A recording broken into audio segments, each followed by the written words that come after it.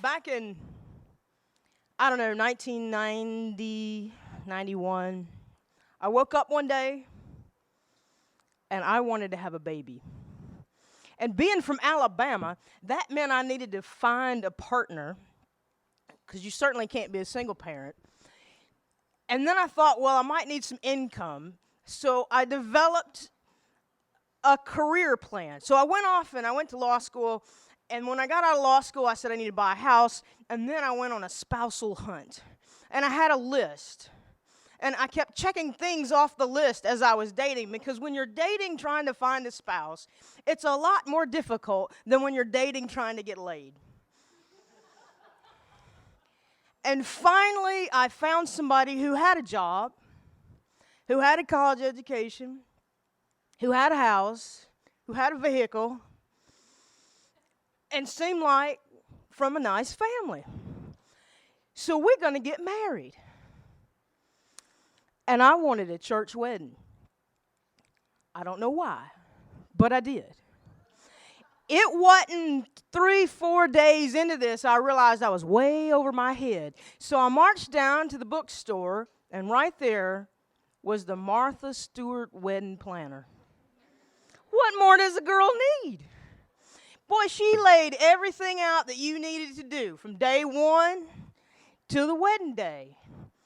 And I followed it, rule by rule, category by category.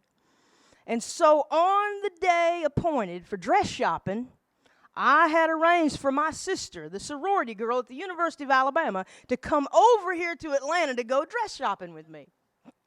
Oh, she was excited. She'd never been shopping with me.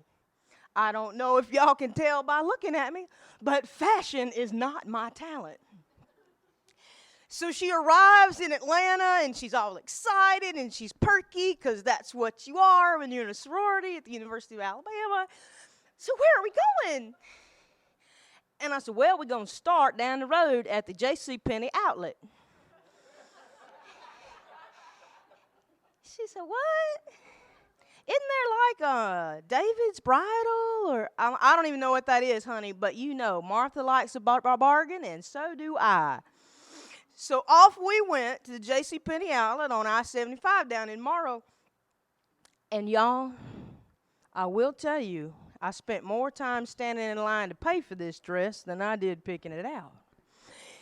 My sister had to evict an entire wedding party. There was a bride and her 10 bridesmaids all in there to try on dresses and bridesmaids' dresses that day. But she procured me the handicap stall, stuck me in it, and kept running back with dresses and throwing them over. And it wasn't about the third one I put on, and I was like, oh, this'll do. I said, Sarah, come on back. I got it. And she came in there, and I said, zip it up. And she tugged, and it went up. And I said, see, it looks good. She said, you sure? This is your wedding dress. I said, no, this is it.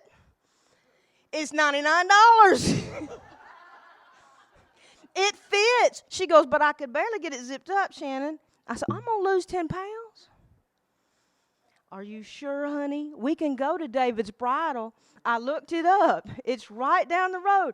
I said, no, we don't need to go there. So I bought the dress, and I put it in the closet. Now, Martha tells you when you need to take the dress to the alterations place. I only know about one alterations place in the city of Atlanta. And that's because I have this friend.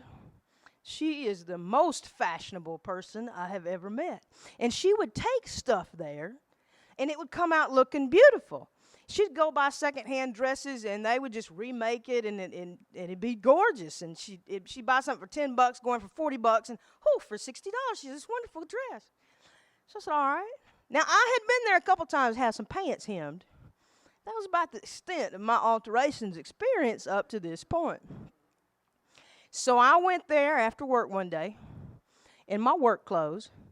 Now, other people call these good clothes, but I call them your work clothes. It's what you go in to earn your paycheck. And so I went in there, and I had that dress, and that head lady, her eyes just lit up when she saw me. Try on. Now, I call her the head lady because she's the only one that speaks to you in English. And she sent me in this little stall that's smaller than these bathroom stalls in here. I don't know what the men's room is like, but these women's stalls are pretty small. And I got in there, and I had on my work clothes, so I had on my regular bra, and I had on my loafers, and I had on my socks. And I pulled that dress up, and it was strapless. Now, it had some little things you can make as straps, but it was meant to be strapless. And I realized there wasn't no zipping this thing up. See, I didn't lose 10 pounds.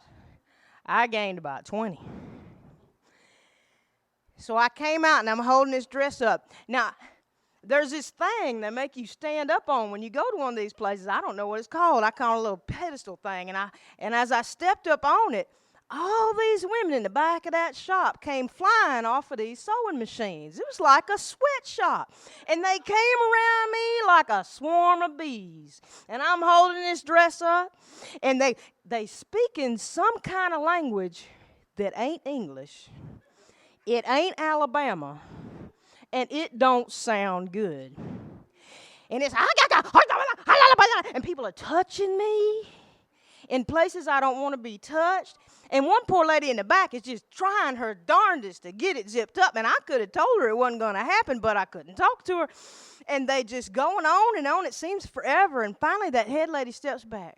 And she looked at me and she said, "You buy this dress?" "Yes, ma'am." "You buy this dress your wedding?" "Yes, ma'am." I said, can y'all make it fit?"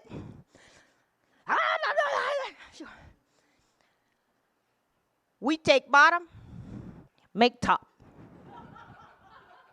Now, my dress had a lovely train. That's my most favorite part of it. But apparently they was going to need all that material to remake the top. She said, no worry, you come back 1 week. Dress not ready, but you come back 1 week, we try again. So I left. I came back in a week, right after work, had on my work clothes. Looked a lot like this.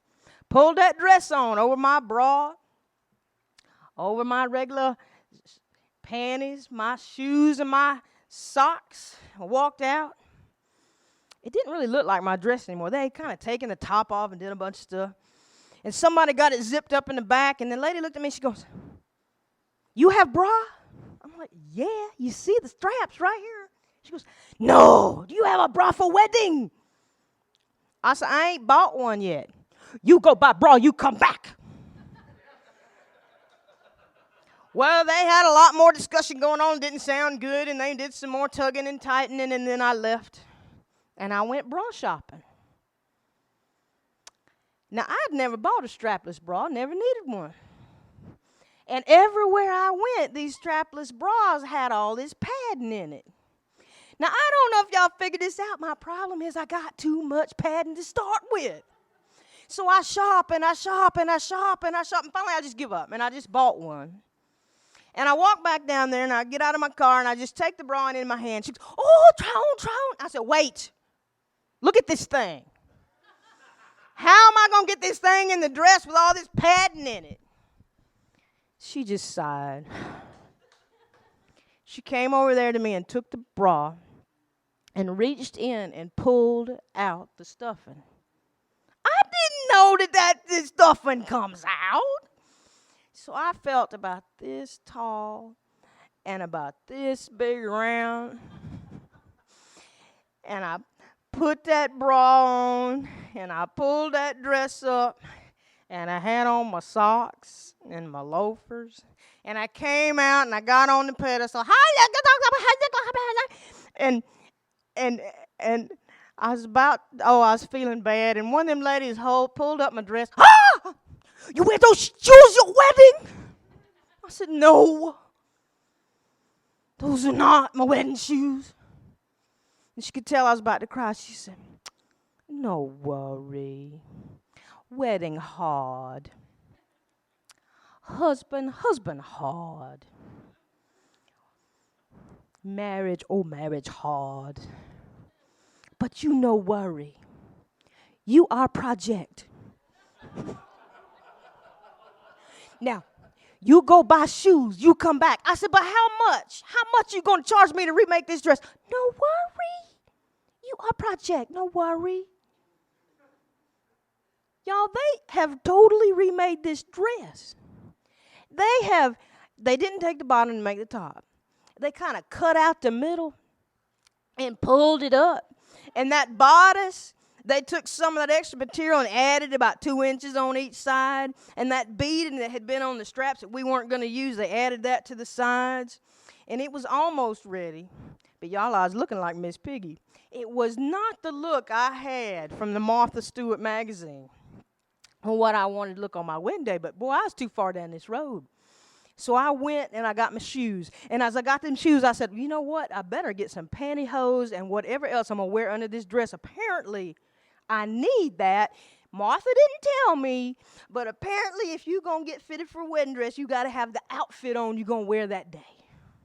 So I go and I put all that stuff on, and they still talking. It still doesn't sound good, but the dress looks fine to me. She said, it's almost ready. It's almost ready. You come back 2 days, dress ready. And I said, how much? She said, no worry. You are project. I said, now look, I know you're just not going to give me the dress. How much money do I need to bring you? No worry. You are project. No worry. So 2 days later, I come back. She says, try on. I said, oh, hell no. I'm done trying on. If you say it's ready, it's ready. How much? She said, hold on. She went over and she found a huge stack of little notes. $450. So I took my $49 dress, and I got married. And I have my baby now, but I ain't married.